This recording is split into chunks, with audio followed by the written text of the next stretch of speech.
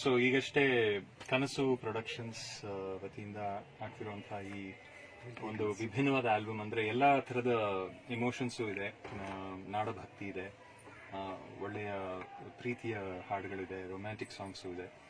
And doctor Shivraj ಅವರು ಅದ್ಭುತವಾಗಿ ರಾಗ ಸಂಯೋಜನೆ ಮಾಡಿದ್ದಾರೆ, ಸಾಹಿತ್ಯನೂ ಬರೆದಿದ್ದಾರೆ. ಅಂಡ್ ಅದೇ ರೀತಿ ಪುಣ್ಯೇಶ್ ಅವರು ಅದ್ಭುತವಾಗಿ ಅದಕ್ಕೆ ಒಂದು ಸಾಥನ್ನ ಕೊಟ್ಟು ಅವರದೇ ಸ್ಟುಡಿಯೋದಲ್ಲಿ ಅವರು ರೆಕಾರ್ಡಿಂಗ್ ಕೂಡ ಮಾಡಿದ್ದಾರೆ. Is wonderful engineer and wonderful musician. So and ಮುಖ್ಯವಾದ ವಿಷಯ ಏನಂದ್ರೆ ಇಡೀ ನಮ್ಮ ಶಿವರಾಜ್ ಅವರ ಇಡೀ ಕುಟುಂಬ ಇಲ್ಲಿದೆ.